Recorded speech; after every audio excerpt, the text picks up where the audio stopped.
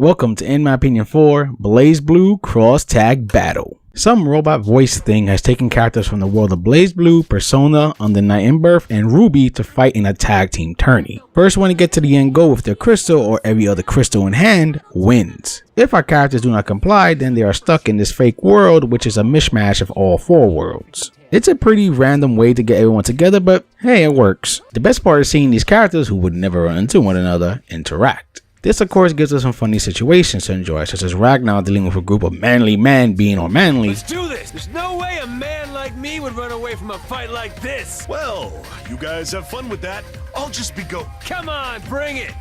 Or are you just gonna run away? Excuse me? And Kanji getting gushy over a certain kitty cat. But that look in his eye is so suspicious. Look. Oh man! If I hugged it, it'd probably be so soft and squishy! Oh! See? Well, I also like that our mysterious voice who summoned everyone is not some bland, evil voice that is super serious. This entity is actually really entertaining and plays along with everyone else. If you're wondering, you need to know the background to every game in the crossover to find some joy in the story mode, the answer is no. I personally never really beat any of the Under Night in Birth games, and I dropped Ruby around season 2. Those were warning shots, correct? Correct. why do I even waste my energy? What we got here is a tag team fighter, and don't let the BlazBlue name make you think this plays just like it.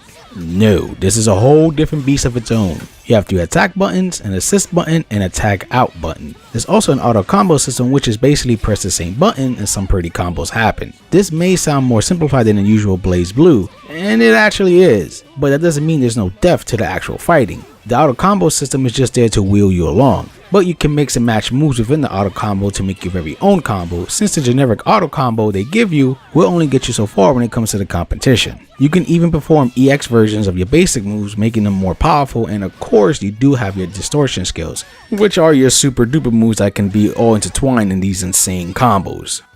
Then of course the other big aspect that adds to the depth is your tag partner. Your tag partner can do 3 different assists depending on your movement. There's one for forward, back, and there's neutral, and each assist is handy in its own way. Calling for an assist is a great way to open up the enemy to a combo or just prolong a current one, though of course the game does balance it out with your cross gauge bar, shown by the 2 little blue bars in the bottom. I mean, you can call out your assist as much as you like without using said bar, but that's only when you're not in mid combo, so the chance of it being more effective is lowered. Doing your assist in mid combo uses up 1 bar each and is 2 in total, but they don't disappear forever after that. You just have to wait till it recharges to start doing it all over. Just be sure not to be in a tough spot when that happens, because you will get punished.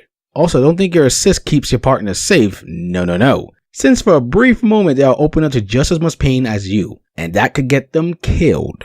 Of course, there's more to tagging gameplay, such as cross combos where you can call out your partner and make them fight alongside you at the same time for a short moment. Cross burst, which lets your partner slam in and switch up, which helps save your bacon and even damage your opponent. There's even dual finishers in which during one of your distortion skills you can switch to your partner while letting them connect theirs. But you gotta make sure you have the right amount of special bar. As you can see, this game does tagging rather well, and not only that, it encourages it, as it does reward you for playing a good tag game. You may have noticed little diamonds near the cross gauge bar. Well, each represents a level and builds up the more you use your tag techniques, and is connected to Resonance Blaze. Think of Resonance Blaze as your comeback move if you're really in a pinch. Once your partner dies, you can activate it, and doing so will help you recover red health, automatically fill your special gauge, increase your damage, chip damage, and defense as well for a short time. Though the power behind it depends on the level of diamonds. So a level 1 Resonance Blaze is really different from the level 4 version. And the level 4 version also allows you to do your Astral Heat,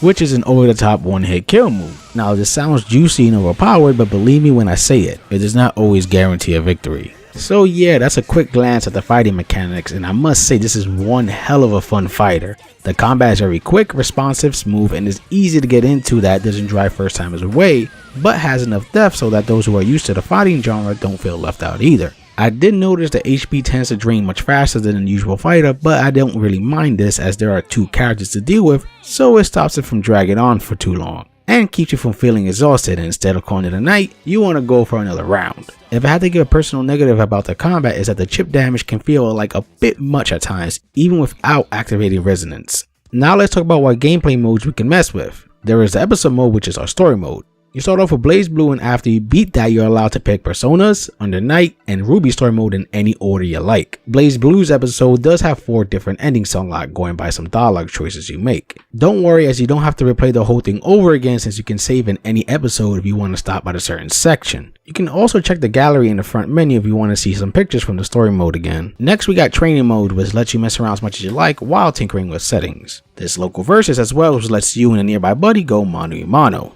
Then we have tactics mode, which is basically a tutorial mode. Though it's not some lame tutorial mode that barely teaches you anything, no, not at all. It goes through all the game's mechanics with a fine-tooth comb. Not only that, it also gives you a rundown on every character, and not just, hey, do this move. It also tells you how each move works and if there's any special quality to it. Then it gives you some starter combos to perform to get the hang of said character more.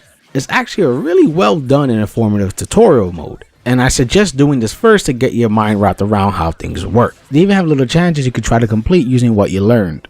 Lastly, there is a survivor mode in which you can try to last as long as you can against opponents that become stronger as you go along. Sadly, that's it for single player stuff. Yeah, this game is kinda bare bones when it comes to that topic, which sucks since we've seen this developer give more options when it comes to keeping the player busy with single player, like mission mode and abyss mode. There's not even an arcade mode here. Well, on to the main meat of the game, the online. First, we got a lobby system in which you can join a casual lobby or ranked lobby. Once in, you will see a bunch of little circle pads you can hop on, which lets you fight someone already on it, or you can stand on it alone and let others know you're ready to fight. You can also not fight and just walk around in your cute little avatar form and do funny things like dance. There's also a bunch of pretty stamps and phrases you can use. If you're not a fan of stamps, you can either just type what you want or use some of the game's custom set phrases for quicker communication. If you don't want to go to the lobby, there are 2 other options. You can just straight up tell the game to find you a ranked match and wait, and there's also rooms you can make or join, which gets rid of the whole lobby look and puts you up against a small group of people you can quickly get into fights with. I've played a good amount of online matches, and I must say I never ran into a real laggy fight. The most slowdown you'll see is during the character introductions, but once the battle starts, it's smooth sailing. The casual lobbies are still active, so it won't be hard finding a game, and same goes for the room option. The only thing that takes a while to find a fight in, at least in my experience, is a ranked match. Your best bet is to try at different times of the day and to hopefully find a match. Also, in order to change your team, you must be out of a match. There's no pick your character when you start a fight, which is kind of annoying. Though to make this process a tiny bit less annoying, the game lets you make 3 pre-made teams and colors. So once you're out of a fight, all you do is pick from a preset list instead of scrolling through all the characters over and over again. I dig the way this game handles its menus. While moving around as your adorable little character to interact with everything is fun, you don't have to if you don't want to. You can easily access all the content just by bringing down the menus and picking. I also like the little touch that if you're online, the avatars of past opponents will show up at your home base. If you're wondering how you can change up your avatar and player card, all you need to do is go to the item shop. Here you can buy pictures, avatars, plates for your cards, and even brand new spanking colors for all the characters. Best part is you get cash for all of this just by playing anything in the game, so you're always earning some dough.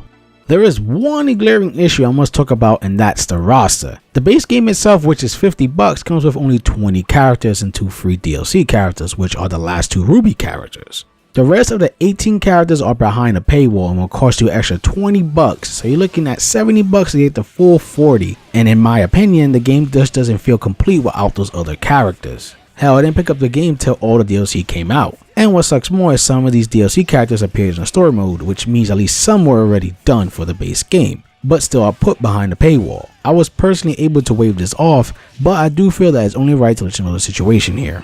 This one looks great as it's vibrant and pretty damn colorful. Same goes for our cast of characters, with each being creative in design and pleasing to the eyes. Yes, these are sprites ripped from other games, but the process doesn't look as bad as something like Marvel vs. Capcom 2, which it was obvious everyone was ripped from other games. The model's edges are not super jaggy, so it still does look clean. The only character models that stick out a bit is the Ruby cast, and that's because those were built from the ground up for this game. Doesn't mean they look awful, just obvious that these are fresh models. Most of the stages are of course reused from each respective series, but it's not like they look like horribly converted trash.